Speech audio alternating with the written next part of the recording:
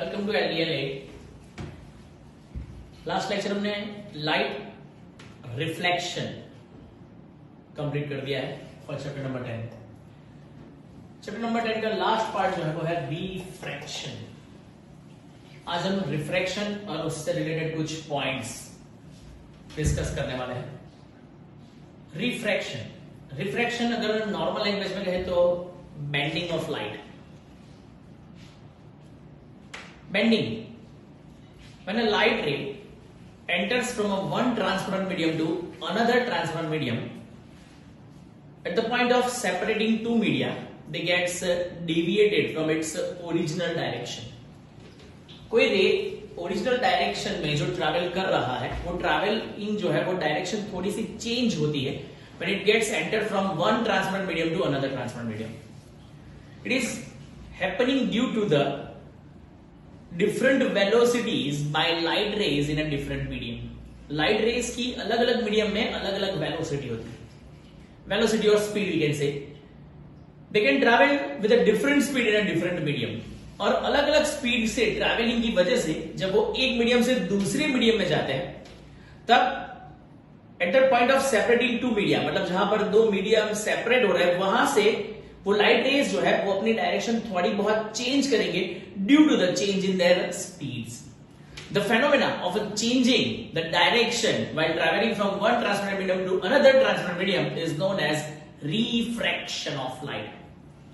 Refraction is a phenomena related to light. Light rays when enters from one transparent medium to another transparent medium, they deviates from their original position and the phenomena is known as a refraction of light. कांच के glass में पानी भर के उसमें pencil रख के आपने ये छोटी बहुत एक्टिविटीज परफॉर्म करी होगी टू अंडरस्टैंड द रिफ्रैक्शन। आज हम डिफरेंट वे से रिफ्रैक्शन को डिस्कस करने वाले हैं, much mature version of refraction. आज हम सबसे पहले ग्लास जो स्लैब है उसके थ्रू कैसे रिफ्रैक्शन होता है, इसके अलावा हम रिफ्रैक्शन के लॉज डिस्कस करने वाले हैं। सबसे इंपॉर्टेंट लॉ है कॉल्ड स्नेल्स लॉ। लेकिन एक बार एक एक्टिविटी के थ्रू हम समझ लेते हैं how light rays gets refracted. एक ग्लास स्लैब हमारे पास है। ये ग्लास स्लैब के सरफेस को हम PQRS से डिनोट कर लेते हैं, surface PQ and surface RS। Surface PQ जो है उस पर एक लाइट रे इंसिडेंट हो रहा है और ये जो पॉइंट ऑफ इंसिडेंस है वहां पर जो परपेंडिकुलर है ये हमारी नॉर्मल है। नॉर्मल जो इंसिडेंट रे है, इंसिडेंट रे और नॉर्मल के बीच का जो एंगल है called angle of incident called θ1। मैं यहां पर इसको θ1 से डिनोट कर रहा हूं। आप I भी लिख सकते हो, I फॉर इंसिडेंट। जब ये लाइट रे पहले ट्रैवल कर रहा था एयर मीडियम में, अब वो ट्रैवल कर रहा है थ्रू ग्लास।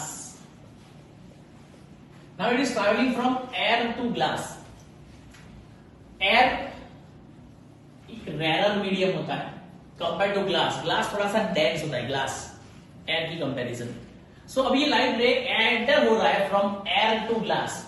व्हाट हैपेंस, जब आप रेयर मीडियम से डेंसर मीडियम में जाते हो आपकी वेलोसिटी थोड़ी कम हो जाती है। कोई पार्टिकल अगर मूव करेगा रेयर मीडियम से डेंस मीडियम में जाएगा तो उसकी वेलोसिटी थोड़ी थोड़ी डिक्रीज होती जाती है। सेम कंडीशन होगी यहां पर एयर से ग्लास में एंटर होते हुए ये रे की वेलोसिटी जो है वो डिक्रीज होती है और इसीलिए ये रे जो है वो बेंड करेगा टुवर्ड्स द नॉर्मल। मतलब उसकी ओरिजिनल जो ट्रैवलिंग डायरेक्शन थी इट गेट्स डेविएटेड। ये ओरिजिनल डायरेक्शन से थोड़ा डेविएट करेगा, डायरेक्शन चेंज हो जाएगी और ये जो एंगल है उसको मैं लिख देता हूं θ2। The phenomena is called refraction. इसको रिफ्रैक्शन ऑफ लाइट कहते हैं। अब ये रे यहां से आगे बढ़ता जाएगा और ये सरफेस पर जाके इंसिडेंट करेगा। यहां पर एक और नॉर्मल हम ड्रॉ कर रहे हैं। ये दोनों के बीच का जो परपेंडिकुलर डिस्टेंस होगा, जो ओरिजिनल रे की डायरेक्शन थी और डेविएशन के बाद, इसको कहते हैं lateral shift. That means light rays shift हुआ इतने डिस्टेंस से। अपनी ओरिजिनल डायरेक्शन से थोड़ा बहुत शिफ्ट हुआ while traveling from one transparent medium to another transparent medium, and that's why the distance between these two is called a lateral shift. अब ये लाइट रे पहले ग्लास मीडियम में था, अब ग्लास से बाहर आ रहा है, सो ये डेंसर से रेयर मीडियम में जाएगा, उसकी स्पीड थोड़ी सी इंक्रीज होगी, and because of that it deviates away from the normal. पहले जब वो रेयर से डेंसर जा रहा था, it bends towards the normal. Now it gets deviated away from the normal. तो ये थी एक फेनोमेना जिसके थ्रू हम लॉज ऑफ रिफ्रैक्शन डिराइव कर सकते हैं. Let's discuss the laws of refraction. Number 1, incident ray normal to the point of incident and refracted ray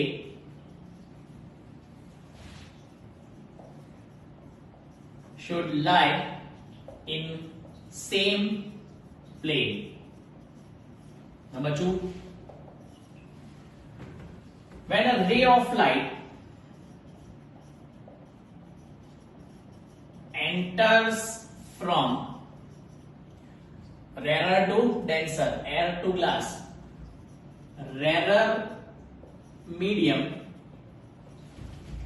to denser medium, it bends towards the normal. It bends towards the normal. देख सकते हो ये light रे normal की ओर band हुआ थोड़ा सा. Number 3, when a ray of light enters from denser medium to rarer medium, it bends away from the normal.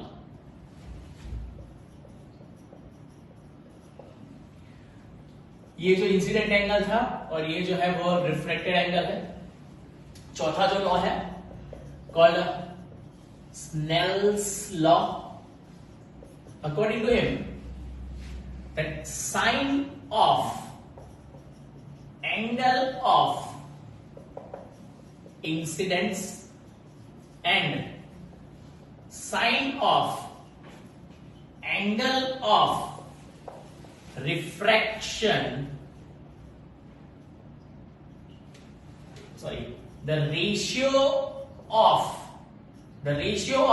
sine of angle of incident and sine of angle of refraction is constant. अगर हम कहें then sin I upon sin R is always equal to constant. So these are the laws of refraction for us.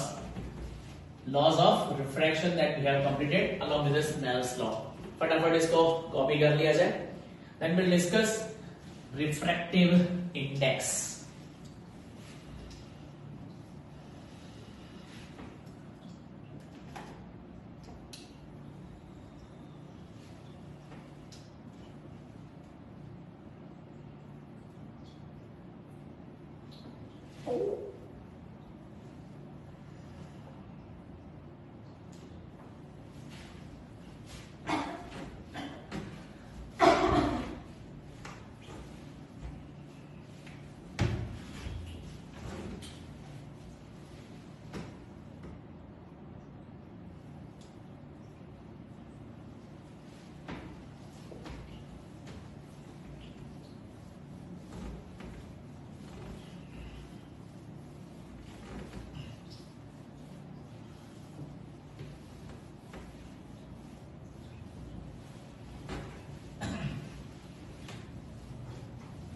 As I mentioned, the reason for the deviation is a different speed for a light rays when it enters from one medium to another.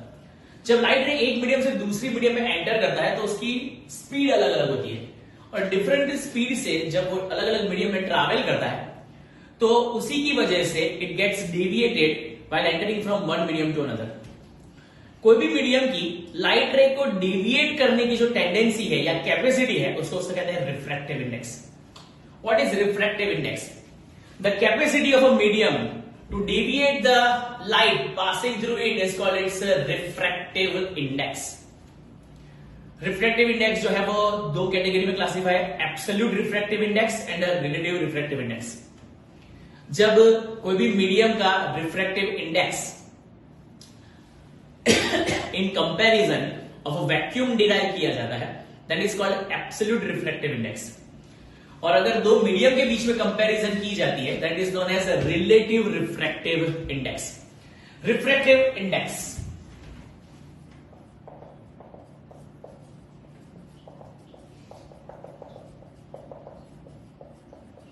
refractive index is denoted by mu, or we can say that it is denoted by eta. Eta is Greek alphabet eta, n, जिसको हम n से denote करते हैं। ये refractive index एक ratio है। Refractive index eta is equal to speed of light in air upon speed of light in vacuum। Suppose vacuum को हम मीडियम 2 से डिनोट करें और एयर को हम मीडियम 1 से, and is denoted by eta 21 is equal to speed of light in air upon speed of light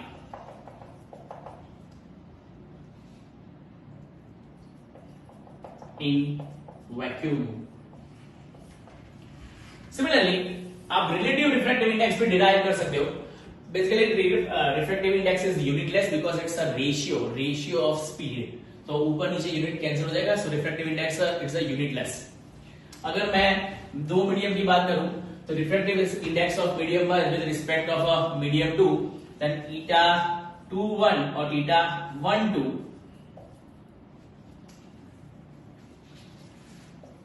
is speed of light in medium 2 upon speed of light in medium 1। So basically V2 by V1 it is for eta 12, and for eta 21 we can say that it is V1 by V2 called a refractive index। ये है refractive index। It is a tendency of a material or a medium to deviate the light entering into it। That means ये कोई भी light को deviate करने की tendency जो होती है उसको उसका refractive index कहते हैं for the medium। Our next topic which is labeled as 10.3.3 called refraction by lenses।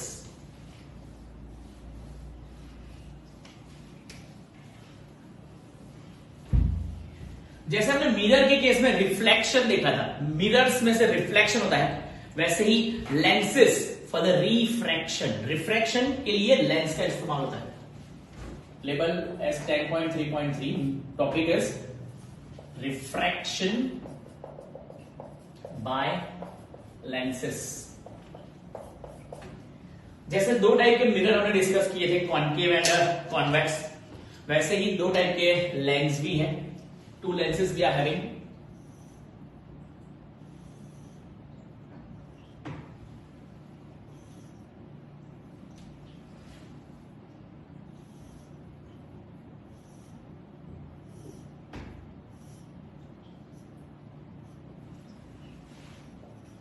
convex, concave। Two lenses we are having, convex and concave lens। The first one called convex। Convex lens जो है उसकी दोनों ही surface transparent है। Lens का मतलब transparent, lens जो हम कांच ग्लास इस्तेमाल करते हैं, ये दोनों ट्रांसपेरेंट सरफेसेस, उसका जो सेंटर है इसमें कहते हैं optical centre O, optical centre O. An imaginary line passing through the optical center is called a principal axis.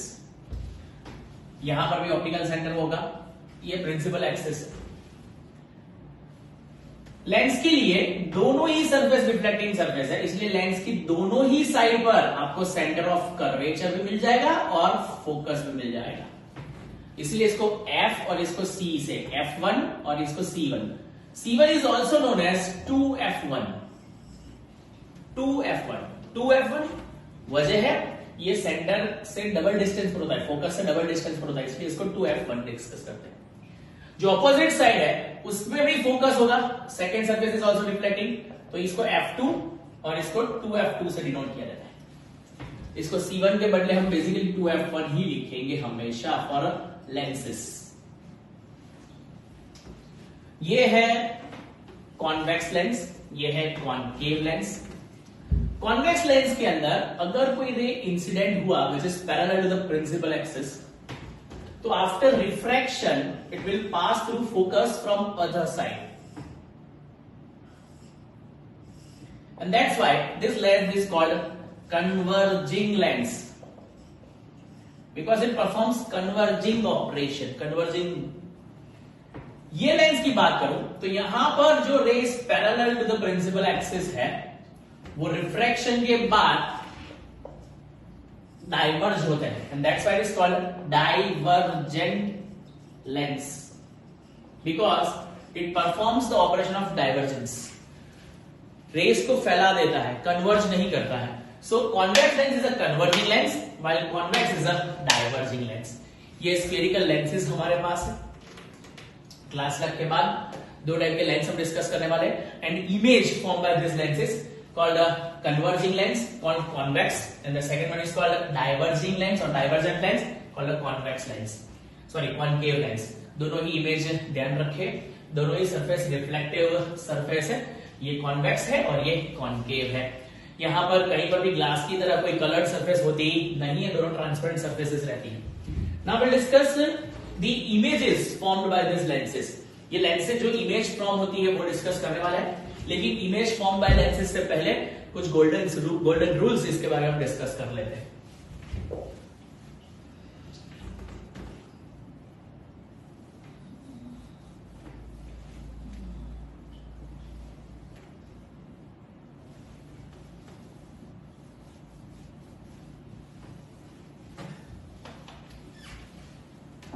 Image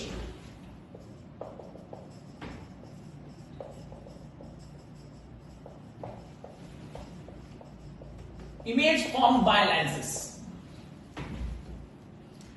Rule number 1.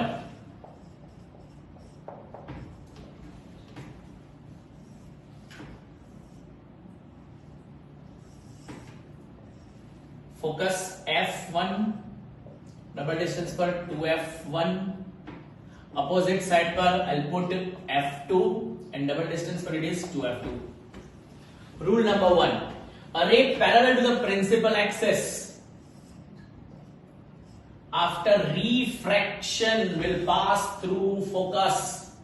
After refraction will pass through focus, but focus on the other side because both the surfaces are reflective transparent surfaces, and that's why ray जो है वो पास हो जाएगा और पास होने के बाद वो डेविएट करेगा और passing through focus. Rule number 1, parallel रे पासिंग थ्रू फोकस, पैरेलल रे passing through focus. Number 2,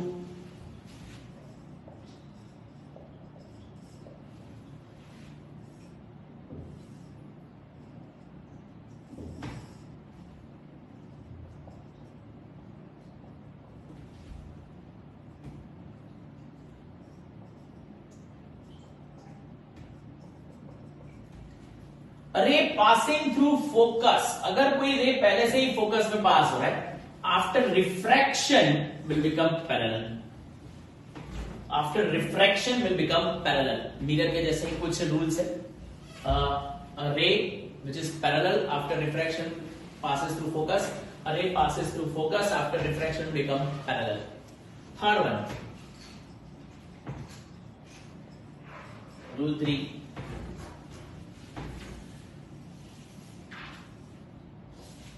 A ray passing through optical center. A ray passing through optical center O will pass through it. वो refract होता नहीं है, does not get deviated, उसका कोई deviation होगा नहीं, वो सीधा वही डायरेक्शन में पास हो जाएगा. So these are the 3 golden rules for the image formation through convex and concave lenses. 3 golden rule है, फटाफट समझ ले, कॉपी कर ले. If required वीडियो को बीच में पॉज करके जल्दी से इसको कॉपी कर सकते हैं. हम प्रेजेंट आगे बढ़ रहे हैं for images formed by lenses in different cases.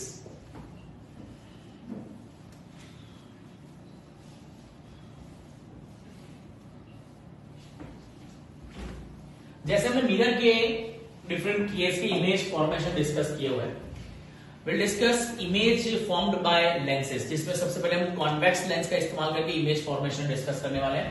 पहला, ऑब्जेक्ट पोजीशन इनफाइनाइट डिस्टेंस पर हमने ऑब्जेक्ट को रखा गया है. अब एक लेंस है, ये उसका प्रिंसिपल एक्सिस है, focus f1, 2f1, f2 and 2f2. अगर ऑब्जेक्ट जो है वो इनफाइनाइट डिस्टेंस पर है तो उसमें से आने वाले सारे रेज होंगे parallel to the principal axis. It's a rule. कोई भी ऑब्जेक्ट अगर इनफाइनाइट डिस्टेंस पर होगा, then the rays coming from it is a parallel to the principal axis. Those rays which are parallel to the principal axis after refraction will pass through focus, and that's why image is created on focus. So for image, its position on f2. If object is at infinite distance, image position is on f2. Size, point light, जो object distant object है, बहुत दूर है infinite distance पर, वो बहुत बड़ा होगा, लार्ज. उसकी कंपैरिजन में ये पॉइंट लाइट होगी. And nature, it's real inverted, real and inverted images created. So it's a case 1 जब ऑब्जेक्ट को रखा गया है at a infinite distance. Next we'll take case 2. When object is positioned beyond f2f1. It's beyond 2f1. 2f1 के पीछे अगर कोई object को रखा गया है तो क्या कंडीशन होगी? Let's see. आपको जैसे पहले मैंने सिखाया है, हमेशा आप जो डिस्टेंस है वो मेजर करके रखें. ये 4 सेंटीमीटर पर, ये 2f2 8 सेंटीमीटर पर रखे, सॉरी 2f1, और ऑपोजिट साइड पर भी वही मेजरमेंट रखा जाए, फॉलो किया जाए. ये f2 और ये 2f2 बेसिकली 4 और 8 सेंटीमीटर पर रखे. ऑब्जेक्ट जो है वो बियॉन्ड 2f1 है, मतलब 2f1 के पीछे है. सो एक रे जाएगा parallel, the ray passing through focus after refraction according to the rule. जो रे पैरेलल होगा प्रिंसिपल एक्सिस को, वो रिफ्रैक्शन के बाद हमेशा f2 में से ही पास होगा. The second one which is passing through focus, then after refraction will become parallel, and the image is created at a dash b dash between f2 and 2f2. So I'll put image position first. Image position, so I can say it is between f2 and 2f2.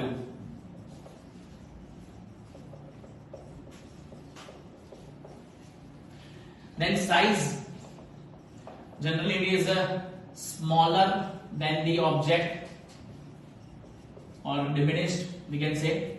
And nature, you can say it is real and inverted. So जैसा case हमने mirror के लिए different images के लिए देखा था, वैसे ही lens के भी 4 या 5 केस दिए हैं फॉर द इमेज फॉर्मेशन. मैंने 2 आपको सिखाया है, बाकी के आपकी बुक में दिए गए हैं. गो थ्रू इट, आप उसको सॉल्व करें.